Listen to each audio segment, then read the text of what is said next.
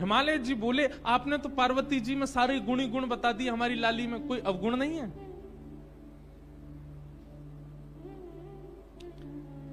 तब नारद जी महाराज कहते हैं, हमने आपकी लाली की हस्तरेखा देख करके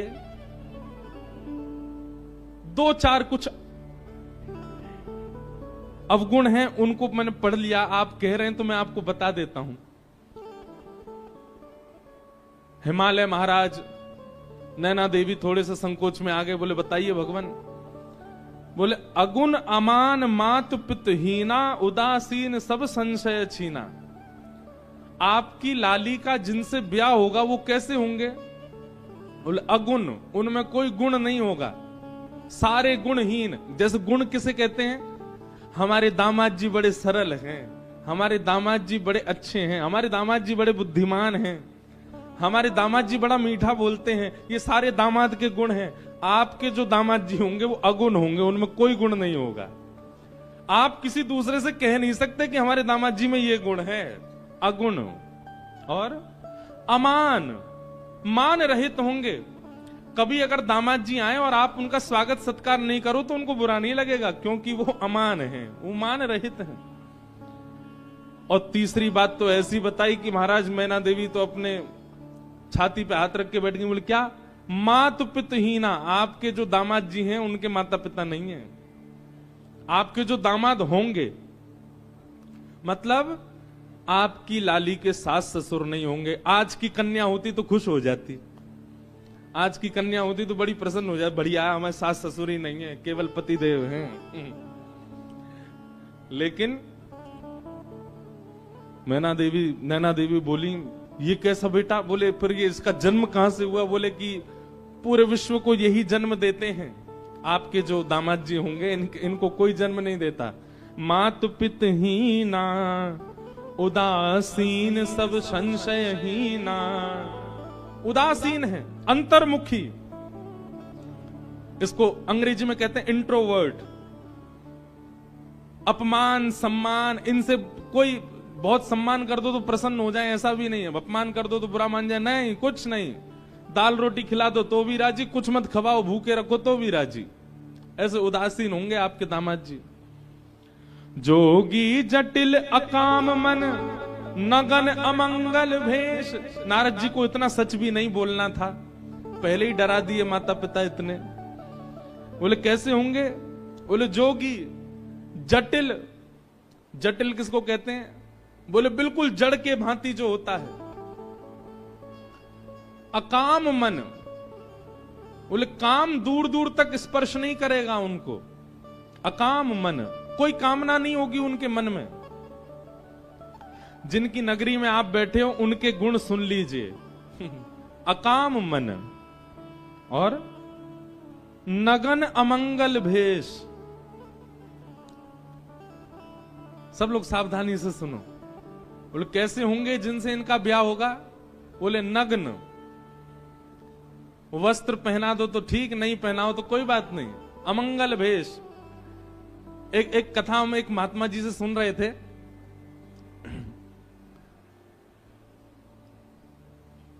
प्रभु श्री राम जब चित्रकूट पहुंचे तो चित्रकूट को देख करके राम जी को बहुत अच्छा लगने लगा। बोले ये बहुत बढ़िया जगह है। लक्ष्मण जी से कहा, लक्ष्मण जी तुम जाओ, जाकर के यहाँ कोई राजा हो या इस नगर के कोई स्वामी हो, उनसे एक बार परमिशन ले लो कि हम यहाँ रह लें, और अगर वो कह दें कि रह लो तो कैसे रहना है उसका कुछ नियम हो तो बता दें। लक्ष्मण जी महाराज चित्रकूट में विचरण करते करते जैसे ही गए, इतने में ही महादेव आ गए वहां पर। और महादेव एक जोगी के भेष में बैठे थे और दूर दूर तक तो कोई मानव दिखा नहीं। लक्ष्मण जी ने जैसे ही महादेव को देखा तो महादेव को देख करके उनको लगा, वो पहचान नहीं पाए कि महादेव हैं, उनको लगा कोई मानव दिखा तो। दूर से उन्होंने कहा, सीताराम, इस चित्रकूट नगरी में रहने के क्या नियम है, कृपा करके हमें बता दीजिए। तो वर्णन करते हैं कि महादेव अपनी जीभ निकाल करके और अपने गुप्तांगों को पकड़ करके नृत्य करने लगे, उछल उछल करके। लक्ष्मण जी देख करके भयभीत हो गए, बोले कि भैया जी कैसा व्यक्ति है? हमने तो इनसे पूछा कि यहाँ कोई नगर वासी हो तो बताओ, उसके बारे में कुछ बताओ। ये कैसे जीभ पकड़ करके और अमंगल स्थान का स्पर्श करके नृत्य कर रहे हैं हमारे सामने? लक्ष्मण जी को क्रोध तो आया कि थोड़ा हम कुछ लड़ाई झगड़ा कर लें, मारपीट करें, इस प्रकार से हमारा अपमान कर रहे हैं। पर उन्होंने सोचा कोई नहीं, राम जी से जाके एक बार बता दे। दौड़े दौड़े लक्ष्मण जी आए, बोले पूरे नगर में कोई तो मिला नहीं हमको, एक जोगी मिला। राम जी बोले अच्छा, तो जोगी ने क्या किया? बोले हमने उससे पूछा कि भैया ये नगर में कौन, यहाँ के राजा, यहाँ रहने का क्या नियम? वो तो अपनी जीभ पकड़ करके और ऐसे अपने गुप्त स्थान को पकड़ करके नृत्य करने लगे।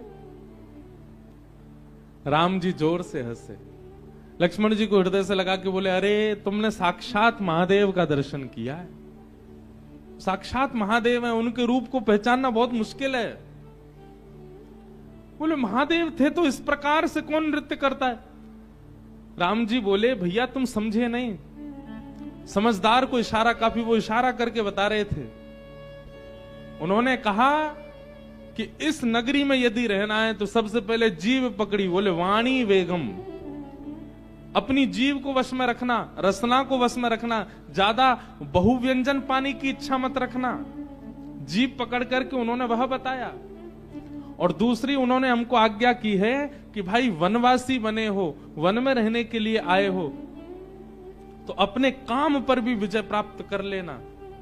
इन दो चीजों पर विजय प्राप्त करके वन में रहा जा सकता है, ये संकेत किया है उन्होंने। लक्ष्मण तुम समझ नहीं पाए। लक्ष्मण जी तो बड़े भाव लोग, बताओ महादेव सामने आए, मैं उनको पहचान भी नहीं पाया।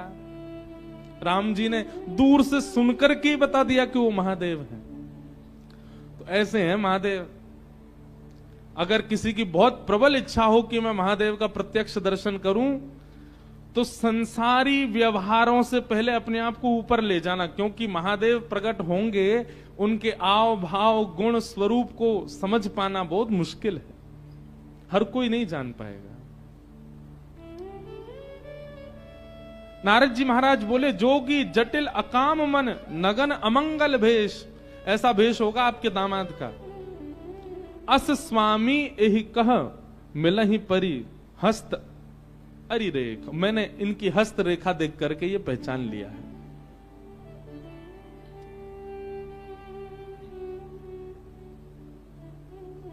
नैना देवी, हिमालय महाराज तो बिल्कुल नेत्रों में आंसू आ गए। ऐसी सुकोमला, ऐसी प्यारी पुत्री, और उस पुत्री के लिए ऐसा वर बता रहे हैं।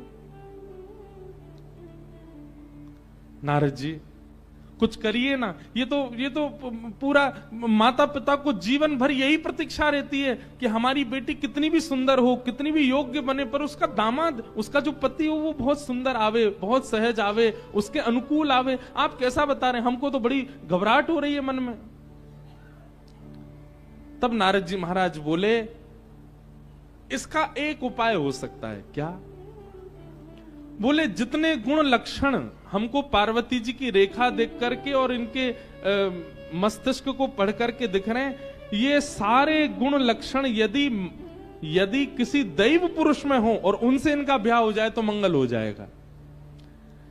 यदि ये सारे अवगुण किसी मानव में होंगे तो वो मानव उचित नहीं है, लेकिन ये सारे गुण लक्षण अगर किसी देव में हो और उनसे इनका ब्याह हो जाए तो मंगलकारी होगा।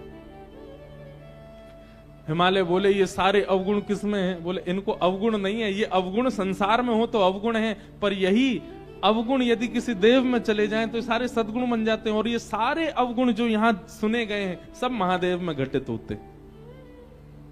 महादेव ऐसे ही हैं। अगर महादेव आपकी पुत्री को स्वीकार कर लेंगे तो इनकी हस्तरेखा और इनकी जन्म कुंडली भी सत्य हो जाएगी, और देव भी नहीं, महादेव प्राप्त हो जाएंगे। लेकिन उसके लिए आपकी पुत्री को तप करना पड़ेगा। महादेव की प्राप्ति ऐसे नहीं हो जाएगी। जे जे वर के दोष बखाने, ते सब शिव पही में अनुमाने। जो विवाह संकर्षण हो, दोष गुण सम कह सबको। हमने जितनी बात बताई है, अगर ये किसी मानव में होंगे तो सारे दोष हैं, पर अगर ये शिव में घटित हों और उनसे इनका ब्याह हो जाए तो सारे अब सद्गुण हो जाएंगे, सद्गुण हो जाएंगे। शंभु सहज समरथ भगवाना, एह विवाह सब विधि कल्याणा। अगर शंभु से आपकी पुत्री का ब्याह हो जाए तो इनका कल्याण हो जाएगा।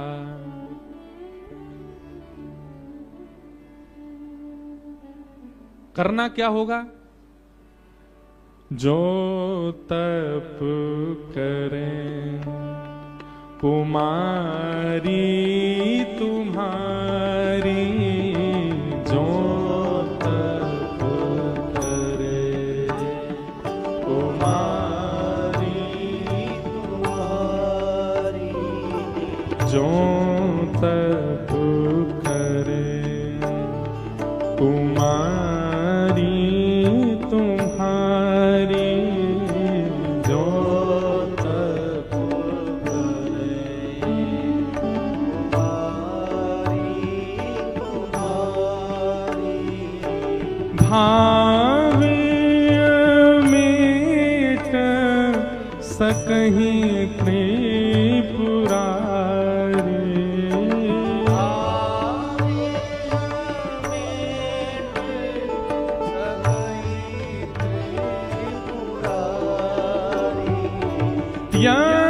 यद्यपि वर अनेक जग माही,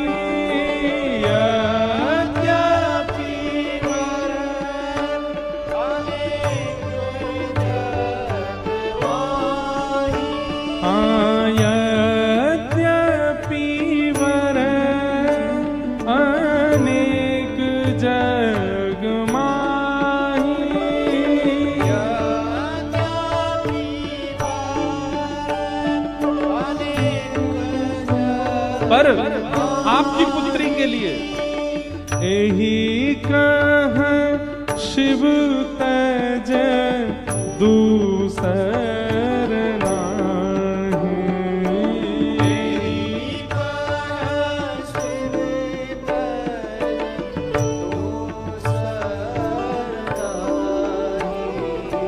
जो तप करे कुमारी तुम्हारी, जो तप करे कुमारी तुम्हारी।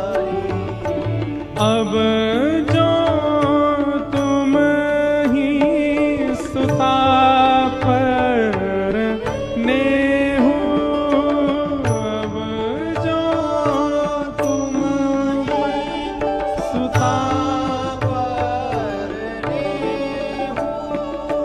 तो ऐस जाई सिखावन देहु,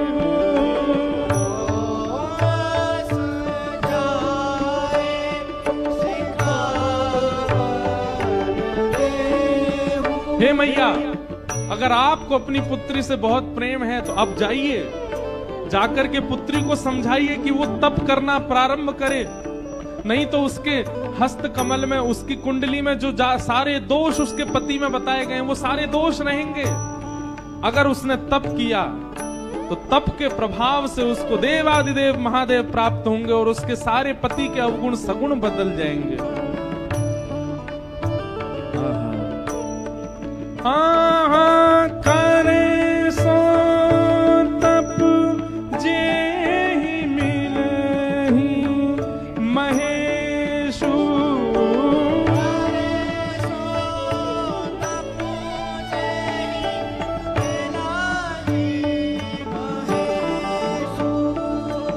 आने उपाय न मिटहि कलेशु।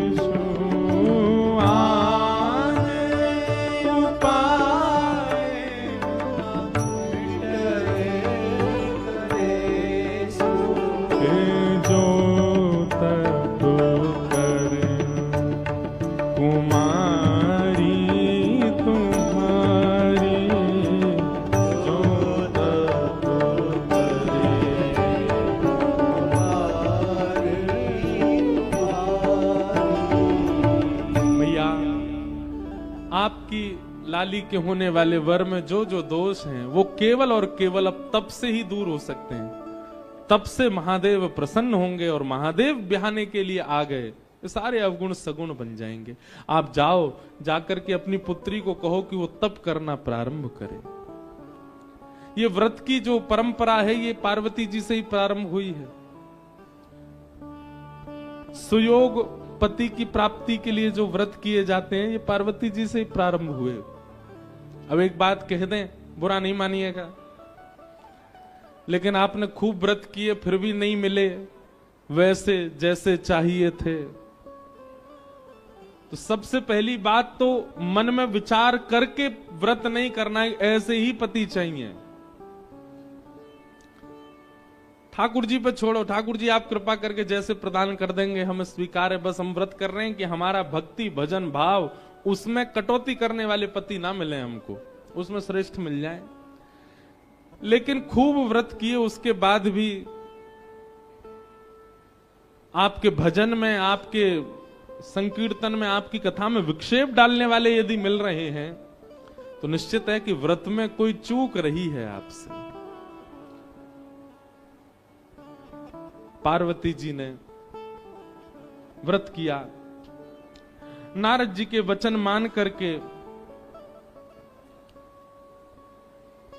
नैना देवी ने जाकर के पार्वती जी को समझाया और पार्वती जी सौभाग्य मान करके, देखो एक बात बहुत ध्यान से सुनिएगा सब लोग, इधर देखो, नाम जप, तीर्थ यात्रा, कथा श्रवण, संत चरण और व्रत नियम अनुष्ठान, ये पांचों क्रिया नियम मान करके नहीं करनी चाहिए।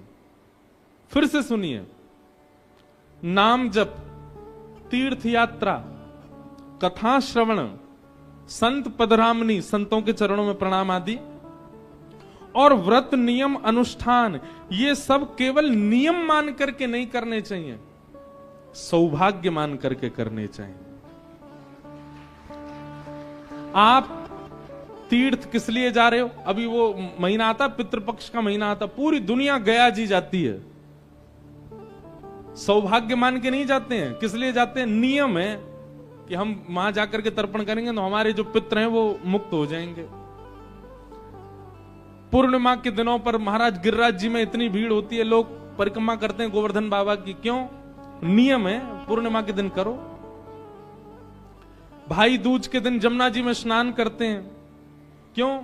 नियम है, बहन भैया हाथ पकड़ के स्नान करेंगे तो यम द्वितीया के दिन स्नान करते हैं तो उससे बहन भैया का प्रेम बढ़ता है।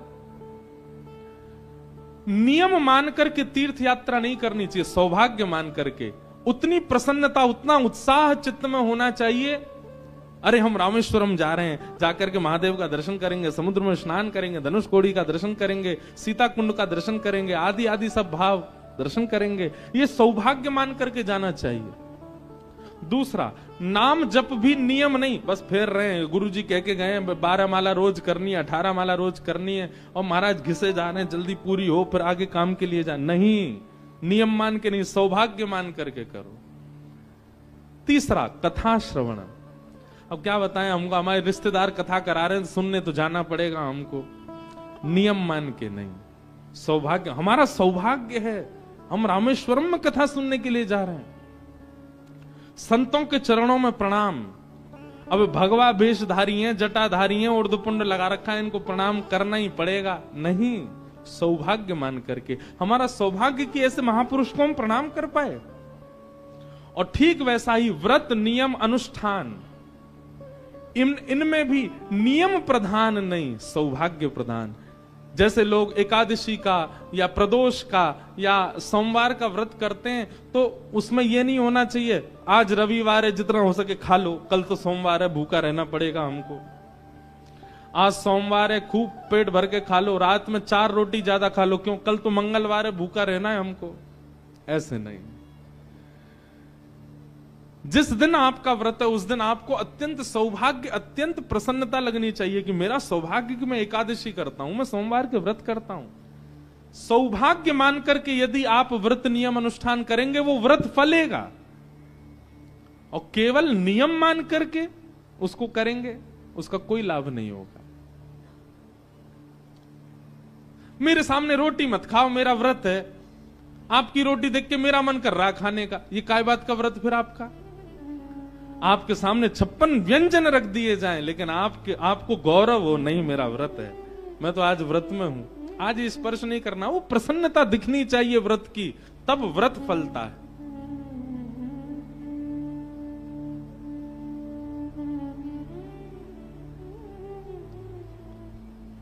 और जैसा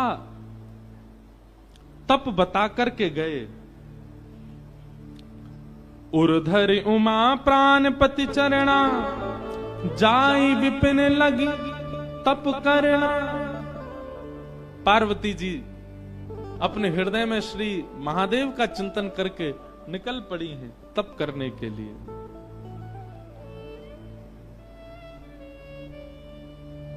आहा, मानस जी में गोस्वामी जी वर्णन करते हैं पार्वती जी ने कैसा तप किया। बोले अस तप काहू न कीन भवानी, ऐसा तप आज तक किसी ने किया ही नहीं। भय अनेक धीर मुनि ज्ञानी, बड़े बड़े ज्ञानियों ने भी जब पार्वती जी को देखा, देख करके सब आश्चर्यचकित हो गए। ऐसा तप आज तक किसी ने किया ही नहीं जैसा पार्वती जी कर रही हैं। अच्छा, एक बात,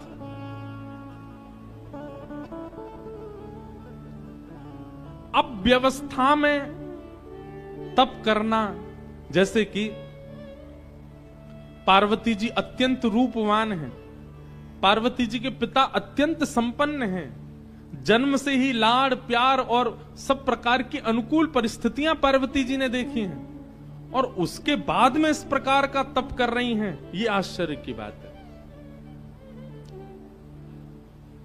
और जिस व्यक्ति ने बचपन से ही कुछ देखा ही नहीं, बिल्कुल अभाव ही देखा, वो तप कर ले तो कोई बड़ी बात नहीं, उसने बचपन से ही तप किया है। लेकिन पार्वती जी, उन्होंने तो जीवन में अभाव देखा ही नहीं है, और आज वे जाकर के तप कर रही हैं, तो उनका तप अति विलक्षण है। आहा,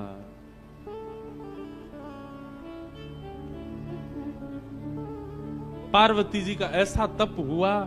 उस तप के बाद आकाशवाणी होने लगी, बोले हे पार्वती जी, हे जगदम्बा पराम्बा, हे हिमालय पुत्री, आप जिस कारण से तप कर रही हैं, आपका तप निश्चित पूर्ण होगा, और जिनकी प्राप्ति के लिए आप तप कर रही हैं वो आपको प्राप्त होंगे। आहा, पार्वती जी के विषय में बताया गया। और अब यहां महादेव की स्थिति सती जी के जाने के बाद की बता रहे हैं। जब ते सती जाई तनु त्यागा, तब ते शिव मन भयउ विरागा। एक तो महादेव पहले से ही वैराग्य रूप में रहते हैं, लेकिन सती के प्राण त्यागने के बाद अब महादेव और वीतराग हो गए और वैराग्य में आ गए।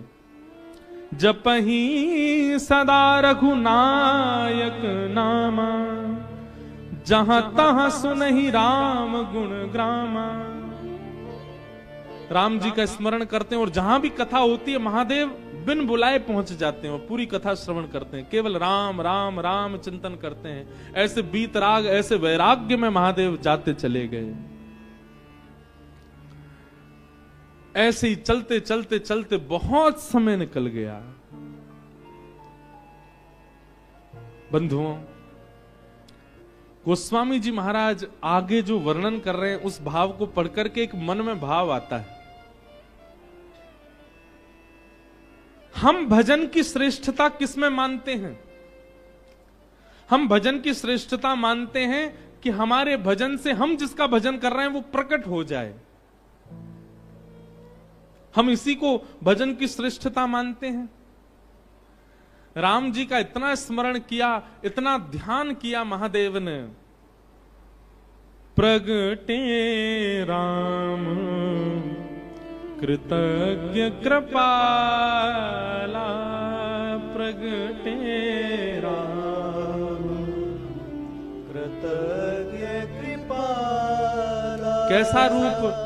रूपशील निधि तेज विशाला, रूपशील निधि तेज विशाला।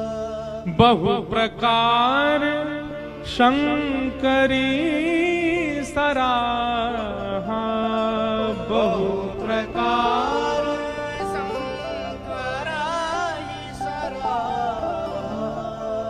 तुम बिन व्रत को निर्वाहा, तुम बिन व्रत को निर्वाहा। सती के जाने के बाद महादेव ने ऐसा व्रत किया, ऐसा तप किया, ऐसा स्मरण किया राम जी का कि राम जी को प्रकट होना पड़ा। प्रसन्न मुद्रा में श्री राम जी प्रकट हो गए महादेव के सामने। आगे जो हुआ वो अद्भुत है। नियम तो आज तक हमने ऐसा सुना है कि देव प्रकट होकर के कहते हैं कि वरदान मांगो, परंतु राम जी प्रकट होकर के महादेव से कह रहे हैं हमको वरदान दे दो।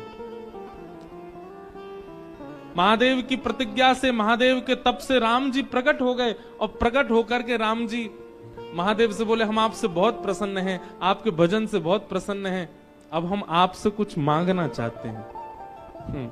ये तो उल्टा ही हो गया। भजन उसको श्रेष्ठ मानो कि आराध्य प्रकट होके कहे कि हमको कुछ दे दो। अब बिनती मम सुनहु शिव, जोमो पर निज नेह, जाई विवाहु शैल जहि, यह मोहि मांगो दे।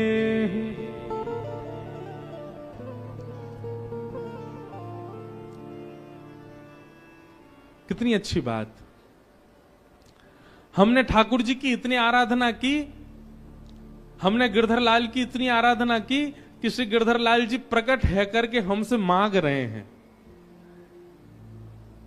परब्रह्म देने के लिए संसार को आते हैं, पर जब प्रेम से कोई पुकारता है तो परब्रह्म देने नहीं आते, मांगने आते हैं। कुछ मांगो। राम जी मांग रहे हैं, हे शंकर जी आपने इतनी तपस्या की, मैं बहुत प्रसन्न हूं, अब मुझे कुछ दे दीजिए। शंकर जी हंसने लगे, बोले क्या आपको क्या दूं, आपके पास तो सब कुछ है। बोले बस हम कुछ मांगना चाह रहे हैं, वो हमको दे दीजिए। बोले क्या चाहिए? बोले जाई विवाहु शैलजा, हिमाचल की पुत्री, हिमालय की पुत्री पार्वती जी से आप जाकर के विवाह करो। बस यही वरदान हमको दे दीजिए कि हम इन नेत्रों से आपका विवाह देखना चाहते हैं, आप जाकर के विवाह कीजिए। शंकर जी जैसे ही राम जी के वचन सुने, वचन सुनकर के शंकर जी ने कोई दूसरा विचार मन में आया नहीं। मात पिता गुरु प्रभु की वाणी, विनहि विचार करिए शुभ जाने। गोस्वामी जी कहते हैं माता पिता गुरु की आज्ञा का पालन करना एक बात है, पर माता पिता गुरु की आज्ञा को शुभ जान करके पालन करना ये विशेष बात है। पिताजी कह रहे हैं ऐसा करो, मां कह रही है ऐसा करो, गुरु कह रहे हैं ऐसा करो, अब उनने कहा है करना तो पड़ेगा। वो आपको भार नहीं लगना चाहिए कि माता पिता ने कहा मुझे करना पड़ेगा। यहां पर एक शब्द जोड़ दिया गया, शुभ जानी। मां यदि कह दे ऐसा करो तो उसमें अपना शुभ ही जानिए कि नहीं ऐसा करूंगा तो ही मेरा शुभ होगा। पिता ने ऐसा कहा, वो करने में आपका ये भाव होना चाहिए मेरा शुभ ही होगा, और उस क्रिया को कर दीजिए। कई बालक हमारे पास आते हैं, वो आके कहते हैं हमने पिता की आज्ञा मानी और आज पिता की आज्ञा मानने का ये परिणाम कि हम पीछे रह गए, हम ये नहीं कर पाए, हम वो नहीं कर पाए। शास्त्र कहते हैं कि माता पिता की आज्ञा मानो, हमने तो मानी थी पर हम तो पीछे रह गए, हम तो कुछ कर ही नहीं पाए। इसीलिए गोस्वामी जी ने एक शब्द जोड़ दिया, मात पिता गुरु प्रभु की वाणी, मानिए पर कैसे? बिना ही विचार, उस पर विचार नहीं होना चाहिए। करिए शुभ जाने, उसको शुभ जान करके करो, करिए शुभ जानिए। अरे जिन राम के देश में हम रहते हैं, दशरथ जी की आज्ञा मान करके तुरंत चल दिए, पिता आज्ञा प्रधान है, निकल पड़े और पिता की आज्ञा मान करके राम जी वन गए तो राम जी बन गए। आज राम बन गए, आज सब राम जैसा बनना चाहते हैं। इसलिए कई बार आपको लगेगा कि माता पिता की बातें आपके लिए अनुचित हैं, वो उचित नहीं है। महादेव परम उदासी हो चुके हैं, अब परम बीतराग हो चुके हैं। विवाह का दूर दूर तक भी संकेत महादेव के चित्त में नहीं था सती के जाने के बाद। पर राम जी ने आकर के जब कहा, जाई विवाहु शैलजा यह मुहि मांगे देहु, राम जी हाथ पसार करके महादेव से कह रहे हैं, बोले हम मांगना चाहते हैं कि आप हिमालय की पुत्री से जाकर के विवाह कर लो। सुनते ही महादेव खड़े हो गए, बोले आपकी जो आज्ञा, आप जो कहेंगे करेंगे, उसमें कोई किंतु परंतु वाली बात नहीं, हम करेंगे विवाह।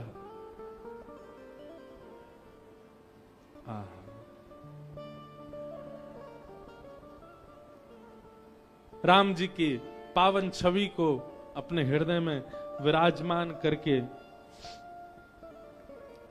राम जी की आज्ञा मानने को स्वीकार हो गए महादेव। सप्त ऋषियों को बुलाया और सप्त ऋषियों को बुला करके कहा कि राम जी ने एक कन्या ढूंढी है हमारे लिए, हिमालय की पुत्री है, आप जाकर के उसकी प्रेम की परीक्षा लेकर के आओ, कैसी है। सप्त ऋषियों को भेजा। आहा, सप्त ऋषि हिमालय की उस कंदरा में गए जहां पार्वती बैठ करके तपस्या कर रही थी। ऋषि ने गौरी देखी तह कैसी, मूरति मंत तपस्या जैसी। सप्त ऋषि लेने के लिए गए थे परीक्षा, पर दूर कंदरा में बैठी हुई जैसे ही गौरी को देखा, पार्वती जी को देखा, तो सप्तऋषि बोले उनको कन्या नहीं दिखाई दी, उनको शैलजा नहीं दिखाई दी, उनको पार्वती नहीं दिखाई दी, तो बोले साक्षात तपस्या ही मानो बैठी हो, ऐसी लग रही है पार्वती जी।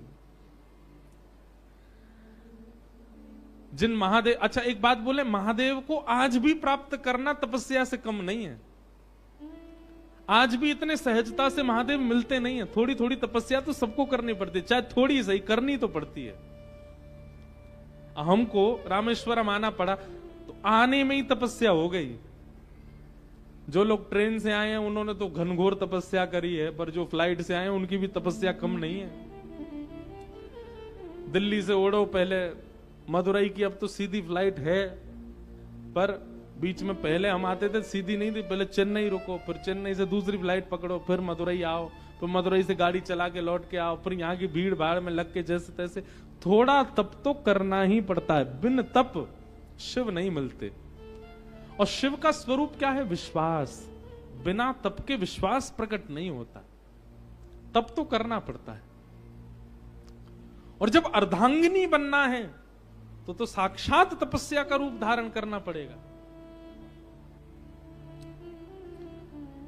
सप्त ऋषियों ने जाकर के जैसे ही पार्वती जी को देखा तो कहने लगे, बोले कि ऐसा लगा ही नहीं कि कोई स्त्री बैठी है, कोई कन्या बैठी है, कोई गौरी बैठी है, कोई हिमालय की पुत्री, ऐसा लगा साक्षात तपस्या ही बैठी है। ऐसी तपस्या।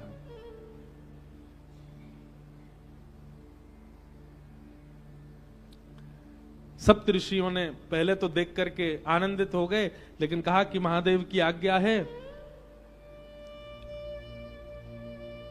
जाकर के इनकी परीक्षा लें। सप्त ऋषियों ने जाकर के परीक्षा ली। बोले बताओ ए कन्या, तुम यहां बैठ करके क्यों तपस्या कर रही हो? तुम्हारी तपस्या का कारण क्या है? पार्वती जी कह रही हैं,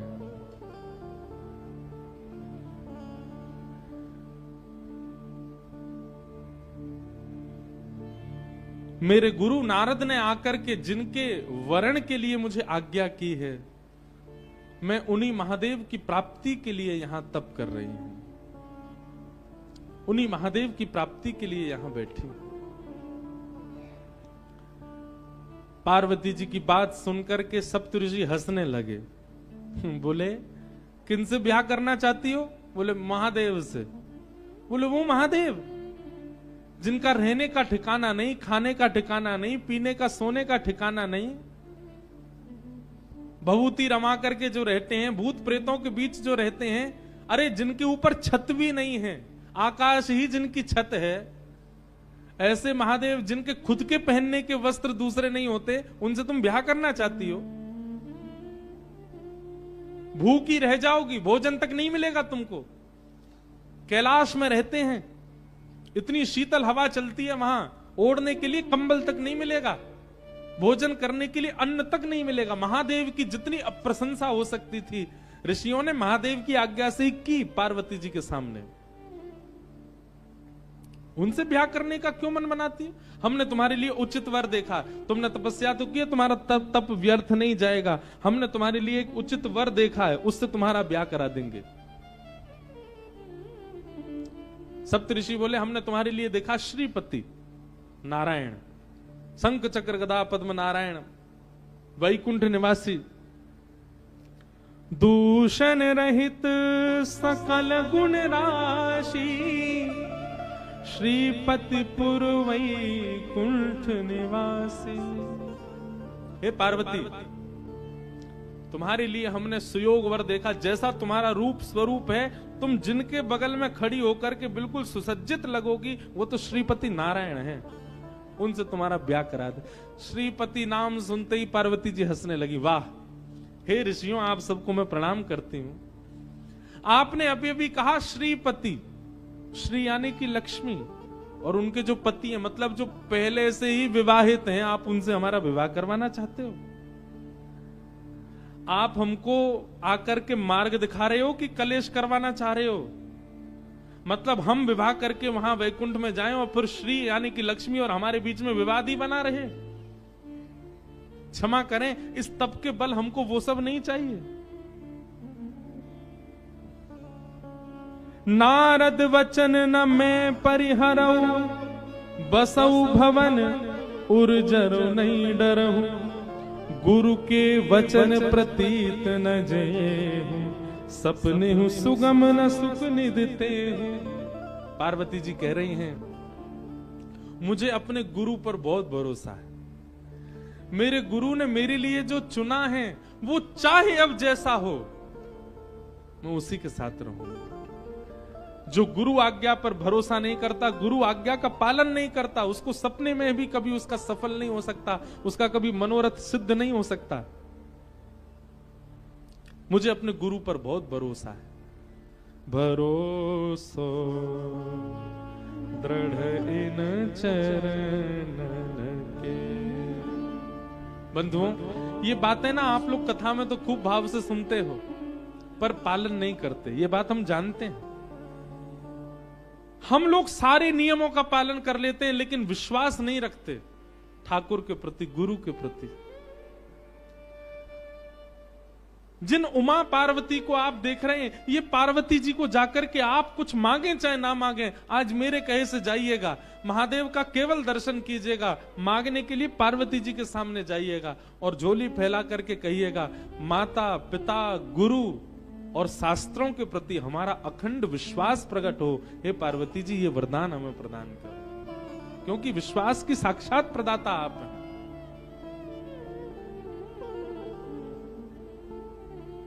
आजकल की माता जी होती तो अब तक सप्तऋषियों की बात सुनकर के श्रीपति से ब्याह कर लिया होता। आजकल की माता जी तो ये सोचती है, ठीक है, श्री को हम देख लेंगे, हम ही अधिपत्य संभालेंगे वैकुंठ में, ऐसे के संग थोड़ी रहेंगी जिसकी इतनी निंदा कर रहे हैं सब लोग। अरे कहां तक कहें, पार्वती जी ने पहले तो गुरु विश्वास को अटल दिखाया कि मेरा मेरे गुरु के प्रति भरोसा है, वो जैसे भी चुन के लाएंगे मैं उनसे ब्याह करने को तैयार हूं। आहा, और यह पंक्ति तो इतनी अद्भुत है पार्वती जी की।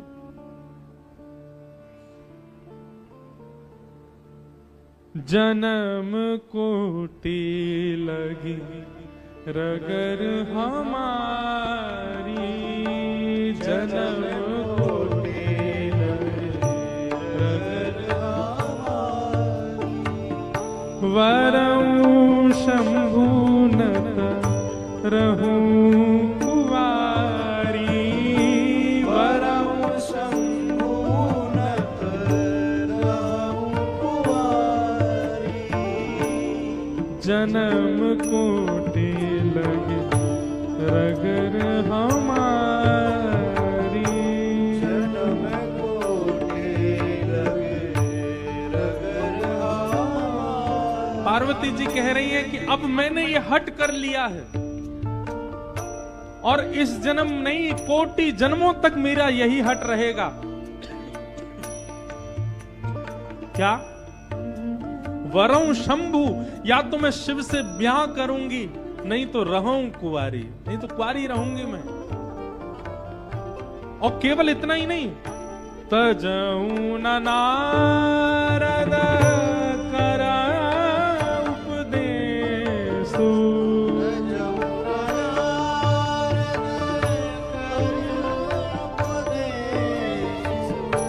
तजऊ न नारद कर उपदेशु।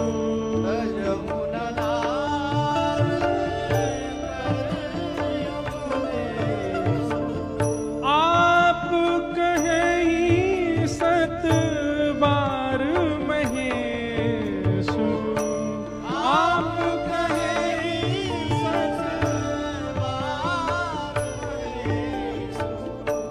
जन्म कोटि लगे रगर हमारी,